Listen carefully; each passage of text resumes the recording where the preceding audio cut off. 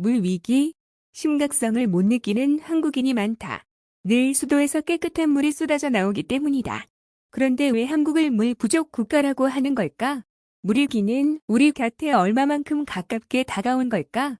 광복절인 지난 8월 15일 관심 없는 사람들은 무심코 지나쳤을 뉴스가 공영방송을 통해 전국에 전파를 탔다. 폭염과 가뭄으로 강원 동해안의 저수지가 말라가고 있다. 일부 지역에선 농업용수를 제한 급수하고 있는데 다음 달까지 가뭄이 계속되면 생활용수도 제한 급수해야 한다는 우려가 나오고 있다. 강원도 강릉에서 제한 급수를 시행한다는 내용이다. 일부 지역의 농업용수에 한정해서 그것도 격일제로 운영된다는 단서가 달렸지만 물 사용을 제한한다는 점에서 누군가는 고개를 갸웃거렸고 누군가는 긴 한숨을 내쉬었다. 그 흔한 물을 마음껏 쓰지 못한다는 사실이 믿기지 않는 사람들은 의아했고 탄식을 내뱉은 사람들은 올 것이 오고야 말았다는 표정이었다. 심지어 가뭄이 계속되면 집에서 사용하는 생활용수까지도 제한받을 수 있다니 보통 심각한 일이 아니다.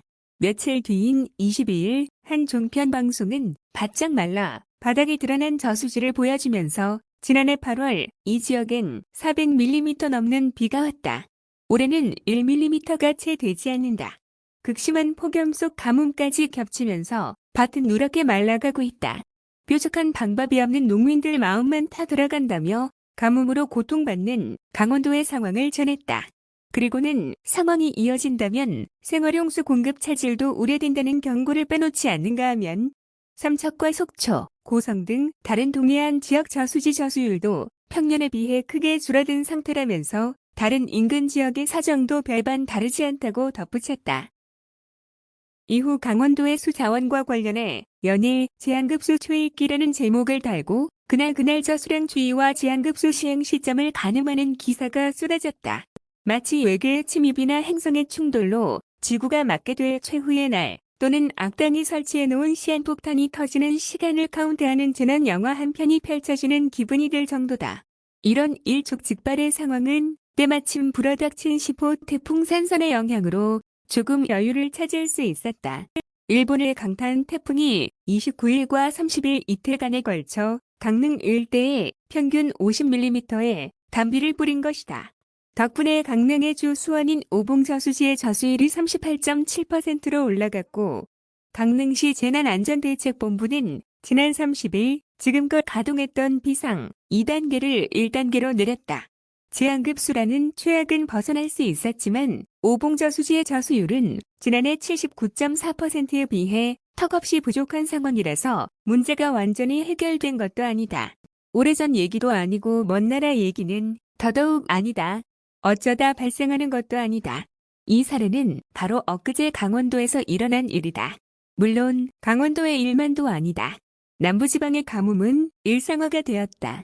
특히 가뭄을 맞은 남부지방의 섬들은 몇 년째 2일 급수 6일 단수가 예사여서 빨래와 샤워에 어려움을 겪는 것은 다반사고 마실 물조차 걱정을 해야 하는 지경에 이르렀다. 지난해 봄에는 광주광역시 상수원인 동복댐의 저수율이 20% 이하로 내려가고 주안댐마저 상황이 다르지 않아서 한때 시민들의 식수 공급마저도 우려되는 사태를 빚기도 했다. 물 부족 문제가 남의 나라 얘기가 아니라니 한국도 물 부족 국가란 소린가? 우리나라도 물 부족 국가. 우리나라의 물 부족을 최초로 경고한 것은 1991년 국제인구행동연구소 파이 (Population Action International라는 민간기구다.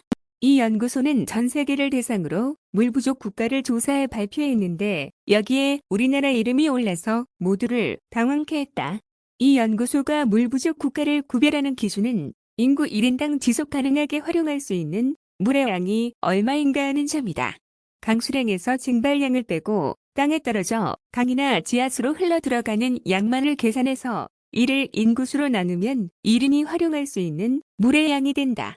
그 양이 연간 1700세제곱미터를 넘으면 물 풍요 노 스트레스 국가 1700세제곱미터면 물 부족 스트레스 국가 500,000세제곱미터는 물 빈곤 스케어시티 국가 500세제곱미터 이하면 물 절대 빈곤 앱솔루트 스케어시티 국가로 구분한다.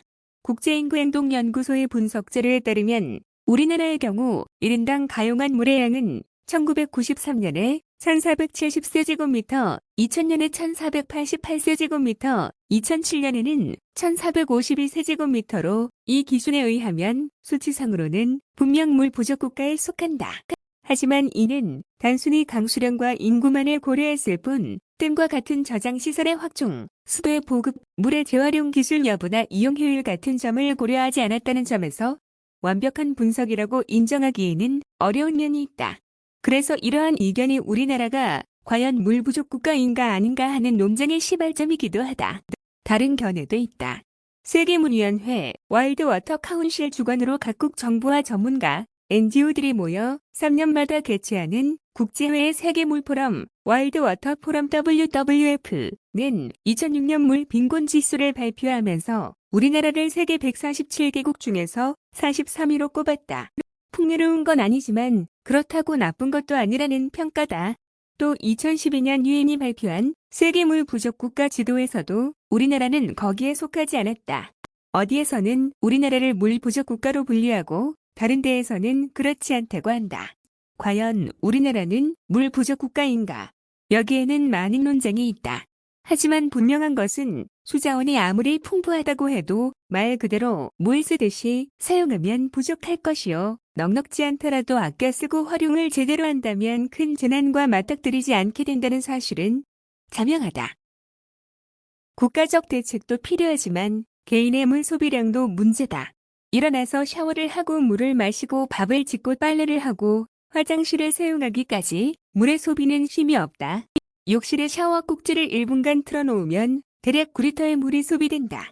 화장실 변기를 한 번 내릴 때마다 13리터 물을 틀어놓고 양치질을 3분간 했을 때 사용되는 물의 양은 27리터. 식사 준비를 위해 부엌에서 10분간 요리 재료를 손질한다면 약 100리터가 쓰인다. 이렇게 사용되는 우리나라 인구 1인당 물 소비량은 약 300리터가량. 이는 물기근에 시달리는 아프리카를 제외하고라도 독일이나 덴마크의 개인 소비량인 130리터, 세계 평균인 110리터와 비교하면 월등히 높다. 저수형 변기에 보금, 모아서 빨래하기, 필요하지 않을 때는 잠깐이라도 물을 잠그는 생활습관 등의 캠페인을 아무리 강조한다더라도 실천이 없으면 아무 소용이 없다. 우리가 공기의 고마움을 잊고 사는 것처럼 물의 소중함 역시 대부분 의식하지 않고 산다. 하지만 멀리 있는 일이 아니다. 지금도 아파트 단지나 동네에서 낡은 수도관을 교체하거나 점검한다면서 물 공급을 제한하는 일이 간혹 있다. 물이 없어서가 아니고 단지 점검뿐인데도 모든 집에서는 욕조에서부터 세면대, 대야, 양동이 등 온갖 그릇을 동원해 물을 받아놓느라 한바탕 야단법석을 떤다. 이러한 악몽이 현실이 되게 하지 않으려면 국가도 지역도 개인도 이기심을 내려놓고 함께 사는 방법을 위해 모두 머리를 맞대야 한다.